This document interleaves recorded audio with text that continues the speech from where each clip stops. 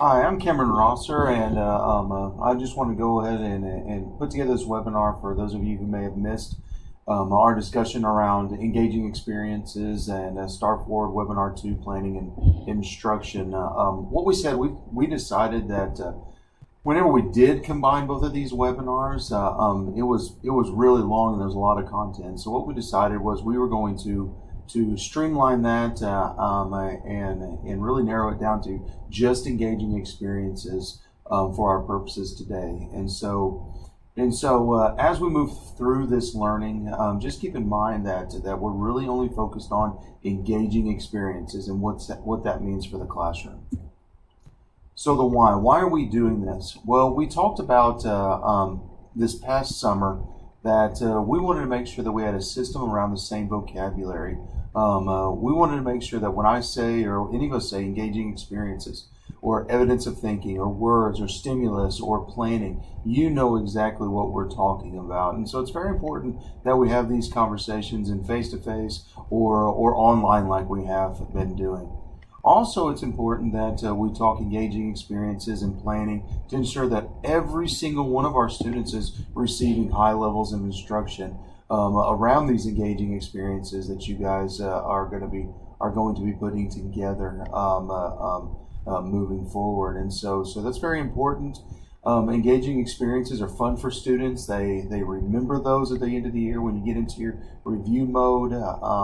It also helps with transfer. How many times do we look at do we go in and we look at our data and say, well, my students got it way back in September. Why didn't they do good now? Well, that's all about transfer. Students be able to take the information, make it their own, and transfer to the STAR assessment. So those are a couple of the reasons why.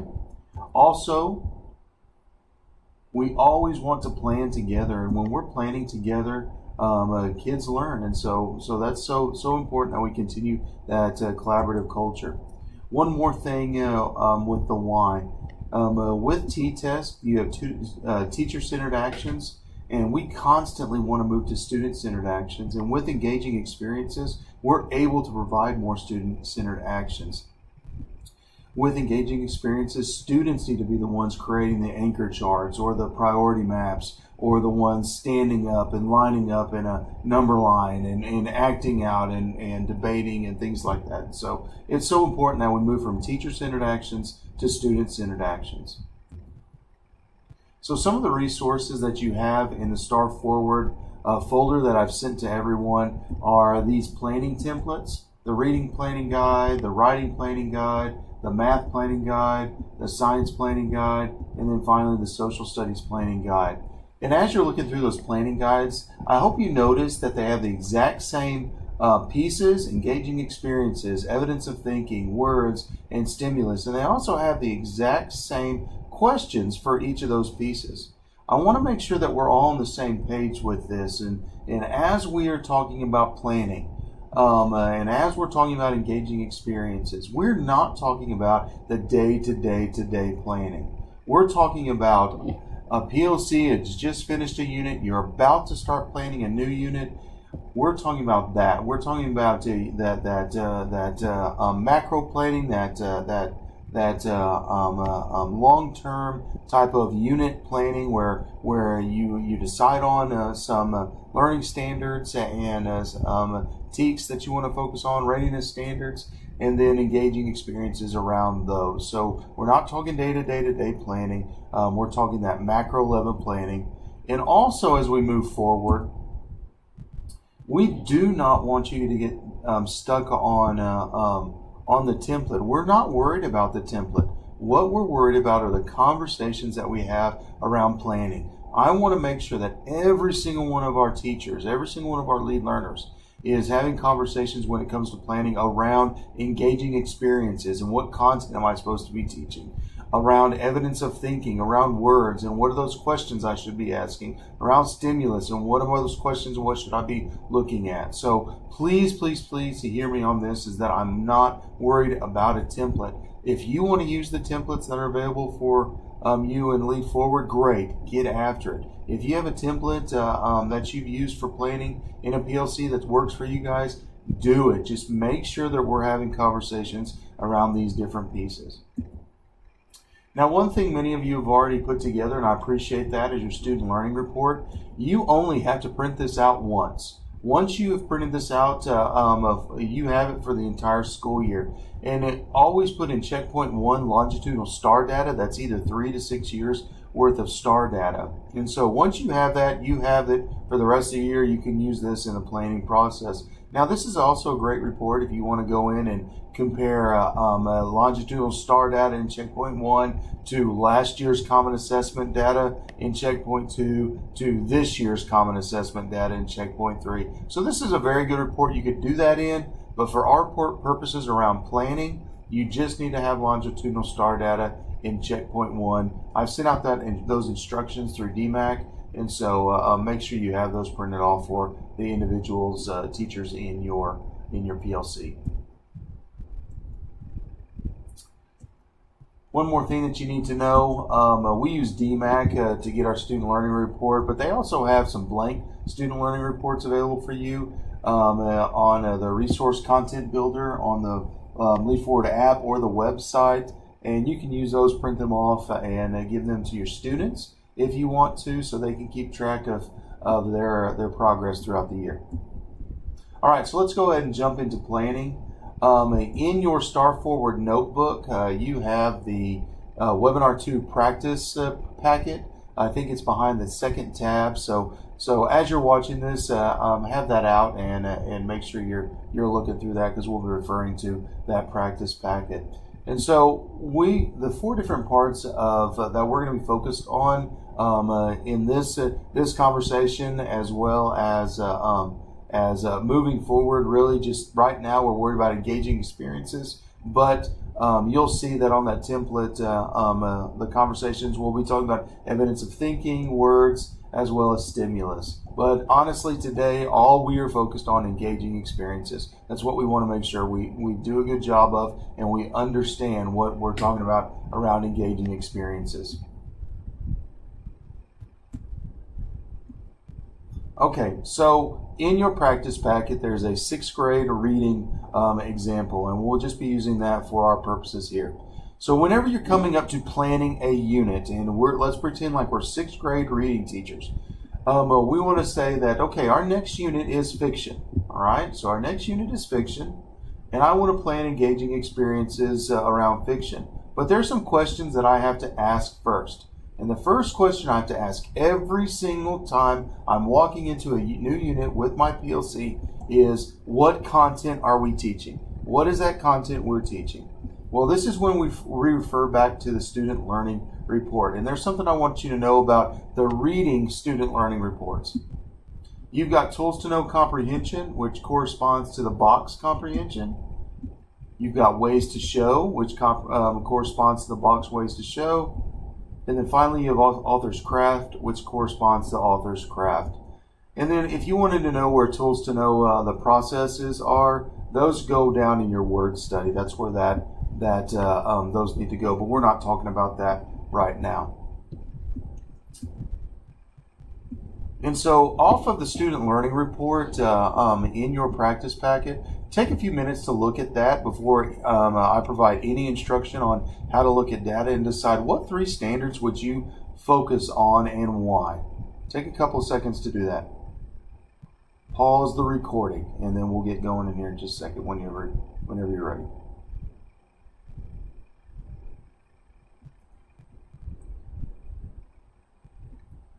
All right.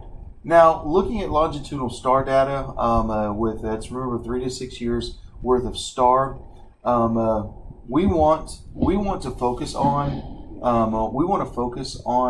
areas that are 65% or less. And what Staar4ward says is that when you have longitudinal STAR data, if you're 65% on a standard and above, you're doing pretty good on it. And so if it's 65% or less, we want to focus on it.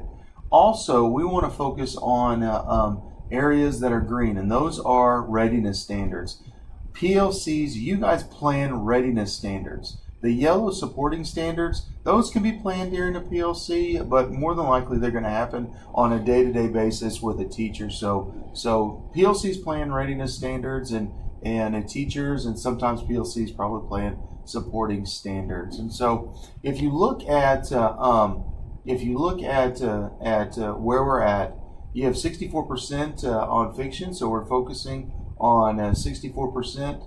You've got inferencing, make inferences, so 63% there. We want to focus on that.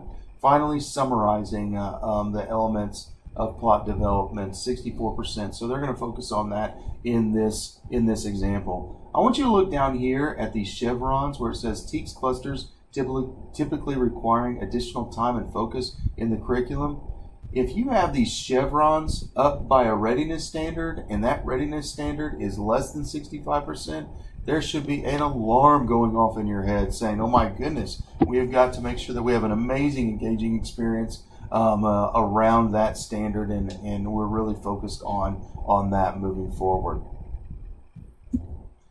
Also, whenever you're asking yourself, what content are we teaching? I just sent out again on Monday the instructions for the field guide. We have the IFD, and the IFD is our backbone. It's who we are. But I wanted to purchase the field guide for you guys as a growth opportunity to learn our standards better. Also, it's a supplement to our IFD. So when we're planning a unit, we need to have the IFD on the table, and I would encourage you to have this field guide on the table because it's got some great information. So looking at the field guide real quick, you're going to have the student expectations, and the ouch just represents what we're focusing on around comprehension for our purposes here. So you've got your student expectations, you've got demands of the text for reading, instructional implications. I know you guys know this, but in our IFD, sometimes it's 26 pages long. Justin and Lee Ford have done a great job of taking these field guides and making sure they're succinct and to the point. He told his people that you can have about 500 to 750 words. I mean, not very many or characters to write these instructional implications. And so it's short to the point and easy to read. Also, when you get to learning from mistakes, this has a lot more information than even our IFD does. So I would highly recommend that you use this. But make sure you have the IFD on the table and these field guides so we can best understand our standards.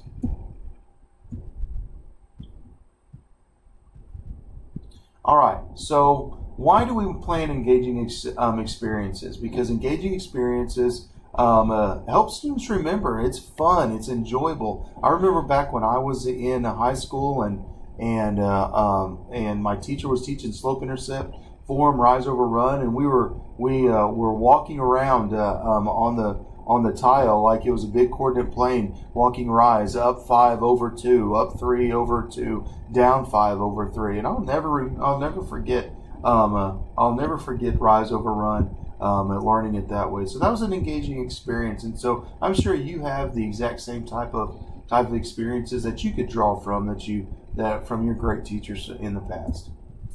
And so here's just an example of where we're going. This is a science planning guide. These teachers said, okay, our next unit is force, motion, and energy. What content are we teaching? Well, they went to their student learning report and saw that they need to focus on uses of energy, electricity, light, reflection, refraction. And so from there, they asked the question, what engaging experiences do we need to be focusing on? And so they said melt scavenger hunt, they said turn on the switch, and this bullseye light activity. And so I want to illustrate, this is really the point that I want to get to today, where you're able to say what content are we teaching, and then what engaging experiences are we going to use in our next unit. That's it. I'm not worried about evidence of thinking, words, or stimulus. And but also I want to make sure that we're all on the same page around what an engaging experience truly is. On this bullseye light activity, Justin, it was really cool because he took little cat laser pointers and mirrors, and he had us draw a bullseye, and and we were working on reflection reflect. So we would make a bullseye out of the laser pointer and the mirror, and then he'd add a mirror. We'd have to turn in something to get a new mirror. And during that time, we would stop and we would do a 3-2-1 summary or ping pong summary or mind mapping or something like that. That was a strategy. So I want us to make sure that we understand that when we're planning engaging experiences, we don't immediately go to the lead forward strategies and think that those are our engaging experiences, because they're not. Those are strategies to enhance the engaging experience. And so really think about that. Those are strategies to get kids talking about the learning that's occurring during the engaging experience. And so that's very, very important that we get that. All right, so we've answered the what content are we teaching. Now let's talk about which activities we're going to select. So the question is, where do we find engaging experiences? Where are those instructional resources? Well, I'm sure you know that they're everywhere with books. There's different kits out there, online resources, maybe your instructional resources online, things that you've done in the past, other teachers pay teachers, Pinterest. I know a lot of you go to Pinterest.